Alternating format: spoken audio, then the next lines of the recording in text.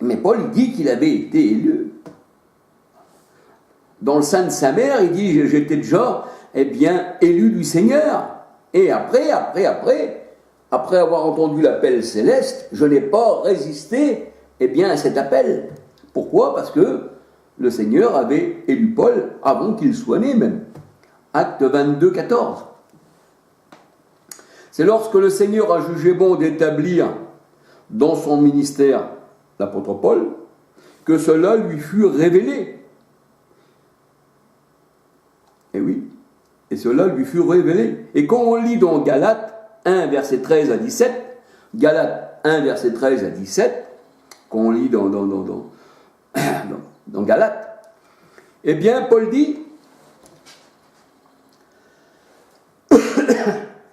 dit qu'il persécutait l'Église du Seigneur, mais qu'il avait du zèle pour la tradition de ses pères. Il avait du zèle pour la tradition de ses pères. Comme aujourd'hui, les gens dans les églises qui se nomment de Dieu mais qui sont de Rome ou qui sont de la franc-maçonnerie, parce que c'est la franc-maçonnerie, comme Darby, vous savez, je vous en profiter pour parler de Darby et de Scofield, ceux qui font les Bibles, après qu'ils disent ces gens-là que l'Église sera enlevée, on ne la verra plus, Christ, voilà, ça sera là dans l'invisible, et ci et ça, vous prenez Darby et Scofield, c'était des francs-maçons. Darby, Scofield, c'était des francs-maçons. Tous ceux qui ont fait ces Bibles truquées, c'était des francs-maçons. Et là, Paul le dit aussi, qu'il était dans la tradition de ses pères. Mais la tradition de ses pères qui avait annulé le commandement de Dieu. Le Seigneur disait ça aux pharisiens. Vous avez annulé le commandement de Dieu au sujet de vos traditions. Et là, Paul se trouvait là-dedans. Là, il regarde tout comme de la boue une fois qu'il était sorti, Paul. Marc 7, versets 1 à 23. Mais Paul dit, mais lorsqu'il a plu à celui, c'est-à-dire que le temps est venu, lorsqu'il a plu à celui qui m'a émis à part dès le sein de ma mère, et qui m'a appelé par sa grâce, de révéler en moi son Fils, afin que je l'annonce parmi les nations païennes. Aussitôt, il dit, je ne consultai ni la chair ni le sang, et je ne montai point à Jérusalem, et je n'allais pas voir ceux qui étaient apôtres avant moi. Paul est parti aussitôt. Christ l'a établi. Il n'a pas consulté le sang et la chair, aucun homme, et il est parti. Et il est vrai, et je vous l'ai dit aussi dans mes vidéos, mais j'aime bien toujours le répéter, afin que si quelqu'un ne regarde pas les autres vidéos, mais il le sache, mais je parle toujours de divers sujets dans les vidéos, tout en parlant un peu des autres précédentes. Et il est vrai, lorsque vous réunissez, vous savez, que vous vous mettez en assemblée, vous recherchez le Saint-Esprit. Vous dites, recherchons la présence du Seigneur. Recherchons la présence du Seigneur. Pourquoi rechercher la présence du Seigneur, vous dites ? Parce que vous dites, recherchons l'Esprit Saint. Recherchons l'Esprit Saint. Recherchons l'Esprit Saint. Et pourtant, la parole de Dieu nous dit,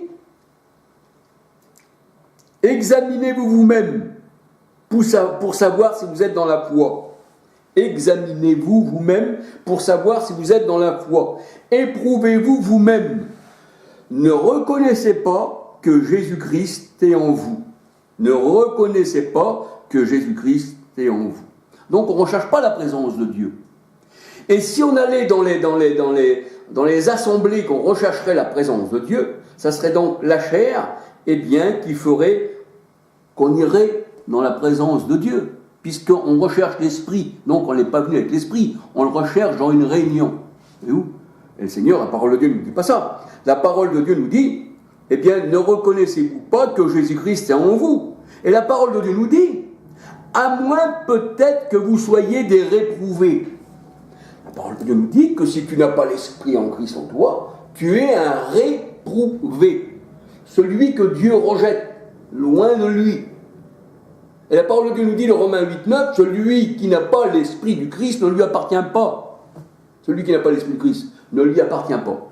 Alors le Seigneur a dit, examine-toi toi-même pour savoir si Christ est en toi, à moins que tu sois un réprouvé.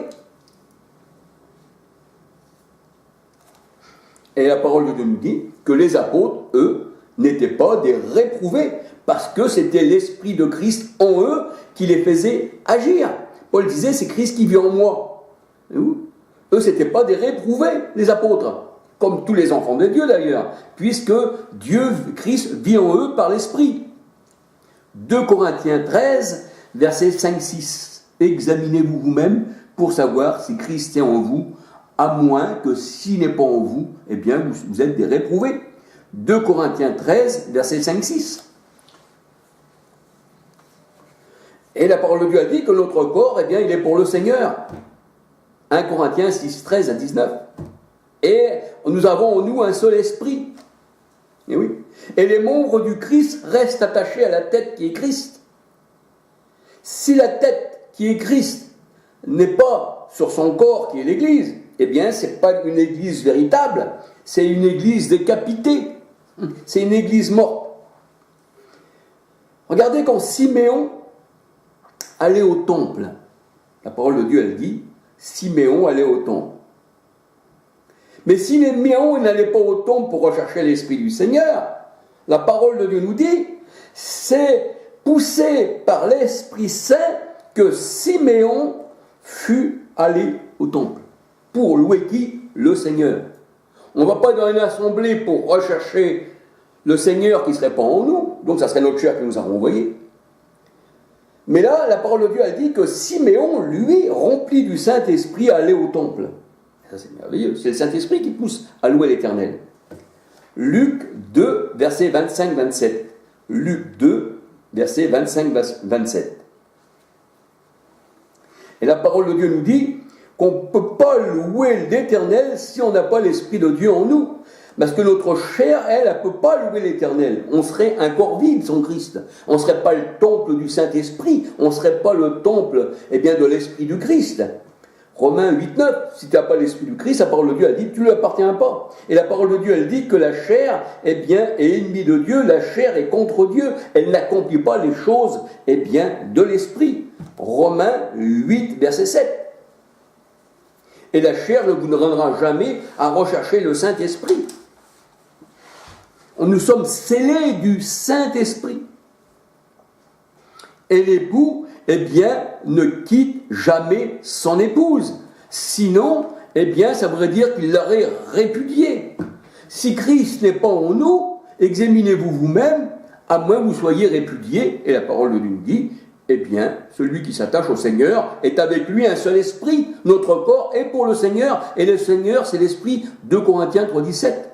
1 Corinthiens 6, 13 à 19. Et nous sommes un avec le Seigneur. Le Seigneur, il dit, voici, moi en vous et vous en moi. Jean 17, 23. Vous en moi et moi en vous. On n'attend pas le Seigneur, mais il est en nous. Jean 17, 23. Et ceux qui s'attachent à la Trinité catholique, à la franc-maçonnerie, parce que tout ça vient de là, aux choses du monde, ils sont une seule chair avec le monde. 2 Corinthiens 6, 13 à 19. Et c'est la chair qui dirige leur réunion, et ils sont en malédiction. Ils sont en malédiction. Ils font toutes les choses de la loi, alors qu'ils ne sont même pas juifs, et que même les juifs sous la loi, certains, pas tous, parce que tous ne sont pas d'Israël, tous ne sont pas enfants d'Abraham, mais à tous ceux qui l'ont accepté, donné ont pouvoir de devenir enfants de Dieu. Et tous ceux qui n'ont pas voulu du Seigneur, qui l'ont rejeté, qui sont sous la loi, Galates 3, 10 à 14 nous dit, qu'ils sont toujours sous la malédiction.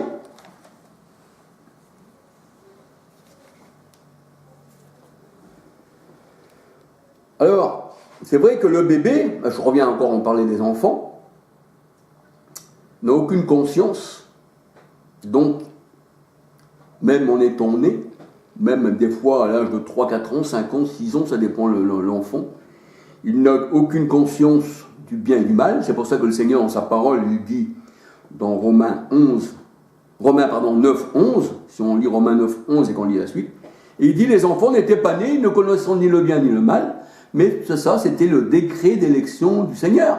Ça veut dire que l'enfant aujourd'hui, eh bien, il n'est pas sous la loi de Moïse, il n'est pas sur tout ça, c'était pour les Juifs, mais il est simplement élu du Seigneur. Et s'il est élu, ben, il fera bonnement les choses de Dieu. Ça sera un vase d'honneur et non un vase de déshonneur. C'est pour ça que le Seigneur a dit, celui qui veut être sanctifié, eh bien, s'il fait les bonnes choses, s'il fait des choses à la gloire du Seigneur, ça sera un vase d'honneur. Sinon, ça sera un vase de déshonneur. Et naturellement, il fera ces choses-là s'il appartient au Seigneur. Et c'est vrai que toutes ces choses-là, comme le Seigneur Jésus-Christ est venu, eh bien, il faisait les choses. On a fait à l'égard du Seigneur Jésus-Christ étant bébé, eh bien, c'était des commandements selon la loi de Moïse. Luc 2, 21, 27, 39. Jésus, sous la loi de Moïse, étant bébé, Luc 2, 21, 27, 39. Et cette loi-là, eh bien, la parole de Dieu nous dit, à l'âge de 8 jours, tous les enfants mâles devaient être circoncis. C'était l'alliance dans la chair, le prépuce. C'était l'alliance dans la chair, faite avec Abraham. Genèse 17, versets 10 à 14. Genèse 17, versets 10 à 14. Et c'est pour ça que, même dans la loi, les enfants n'étaient pas oubliés, c'était à l'âge de 8 jours. Aujourd'hui, les gens ils disent « Ah, bah, il a bien le temps. Il a bien le temps. Mais c'est un élu du Seigneur avant la fondation du monde. S'il n'a pas été élu, c'est sûr. Il restera dans le monde, il choisira une secte. Il sera peut-être trinitaire, peut-être Bouddha. Il essaiera de se sauver par lui-même, par ses œuvres. Il essaiera de choisir une religion qui n'existait pas au temps du Seigneur, cet enfant. Ou alors il sera peut-être même incité à ses parents. Ben, tu vois, moi je suis protestant, je suis pasteur. Il faut que tu restes dans cette religion. Sinon tu me déshonores et tu déshonores aussi ceux qui sont là. Ça à croire qu'il faut plaire aux hommes, eh bien, pour être au Seigneur. Mais le Seigneur, il nous a choisis avant que le monde soit. Notre salut ne dépend pas de nos parents. Notre salut dépend du Seigneur qui nous a élus avant la fondation du monde. Et oui.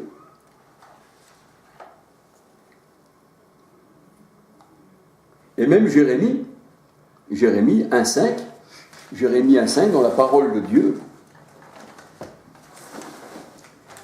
Jérémie 1, verset 5, on peut voir, hein, c'est pas moi qui le dis. Il faut toujours que ce soit la parole du Seigneur, de toute façon. Pas la parole d'un homme. Il faut que l'homme s'efface. Jérémie 1,5.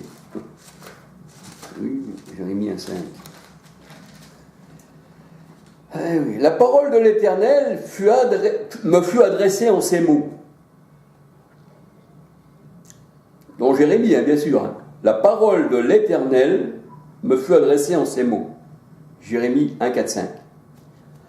Avant que je t'ai formé, c'est-à-dire il n'était pas encore formé, Jérémie, dans le ventre de ta mère, je te connaissais. Et avant que tu sois sorti de son sein, je t'avais consacré, je t'avais établi prophète des nations. Au verset 6, je répondis à Seigneur éternel, voici je ne sais point parler, car je suis un enfant. Et l'Éternel me dit, ne dis pas je suis un enfant, car tu iras vers ceux auprès de qui je t'enverrai, et tu diras tout ce que je t'ai ordonné. Voici, Jérémie, je mets mes paroles dans ta bouche. Mais avant que tu sois né, Jérémie, bien avant que tu sois dans le sein de ta mère, je t'avais consacré. Là, il n'y a pas de baptême. Voyez-vous ? Alors, on peut lire, c'est vrai, Jérémie 1,5. Nous voyons que le Seigneur, eh bien, avant la fondation du monde, eh bien, nous consacre. Psaume 139, verset 16. Psaume 139, verset 16. Ésaïe 49, verset 1, 5. Ésaïe 49, verset 1, 5. Et Galates 1, 15. Là, nous voyons que le Seigneur, avant la fondation du monde, il nous a élus. Mais le bébé, quand il naît, même s'il est bébé, c'est aussi un élu. Il ne va pas être élu plus tard. Il est élu avant que le monde soit. C'est sûr qu'il peut aller dans le monde, un peu comme Saul de Tarse, qui était parti dans une fausse religion, mais qu'on l'appelle céleste et puis entendre, Il l'a dit, Paul, il dit, aussitôt que j'ai entendu l'appel céleste, je n'ai pas résisté à cet appel. Celui qui m'avait mis dans le sein de ma mère, bien, à être consacré à lui, bien avant que le monde soit, ben, je n'ai pas refusé cet appel.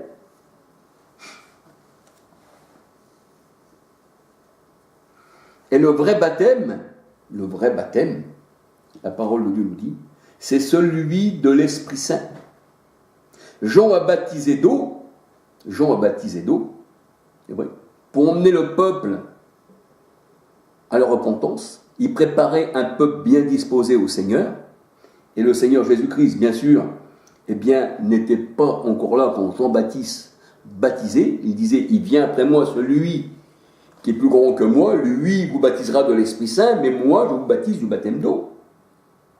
Et on peut voir aussi dans Actes 19, 1 à 6, que le baptême de Jean-Baptiste ne donnait pas l'Esprit Saint. Parce que les 12 disciples d'Éphèse ne connaissaient pas l'Esprit Saint. On n'avait jamais entendu parler qu'il y avait un Saint-Esprit. Mais de quel baptême avez-vous donc été baptisés? Eh bien, du baptême de Jean. Oui, mais Jean disait au peuple de croire en celui qui venait après lui, après lui. Et là, eh bien, après avoir entendu ces paroles, ils furent baptisés dans l'Esprit Saint. Acte 19, versets 1 à 16. Moi, je vous ai baptisé d'eau, lui vous baptisera dans l'Esprit Saint. Marc 1, 8. Et Jésus donne ses ordres par l'Esprit Saint, puisque nous sommes baptisés en son nom et il vit en nous. Sinon, s'il ne vit pas en nous, on ne peut pas recevoir d'ordre. Si moi je l'attends, je ne peux pas recevoir d'ordre de Christ qui vit en nous. Celui qui n'a pas l'Esprit du Christ ne m'appartient pas, Romains 8, 9, et il donne ses ordres par l'Esprit Saint. Acte 1, verset 2, Acte 16, 6, 7. Et dans Galates 3, 23 à 29, la parole de Dieu, elle dit, avant sa venue, Jean-Baptiste baptisait et il l'annonçait. Donc c'était la loi. C'était la loi de Moïse. Et la grâce est venue par Christ. Alléluia. Donc je vous ai parlé des nourrissons. À croire aujourd'hui les gens, à croire aujourd'hui ceux qui dirigent toutes ces religions qui viennent de la franc-maçonnerie, des jésuites, de tout ce que vous voulez, parce que c'est ça. Comme je vous dis, Scofield et Darby, ce sont des francs-maçons.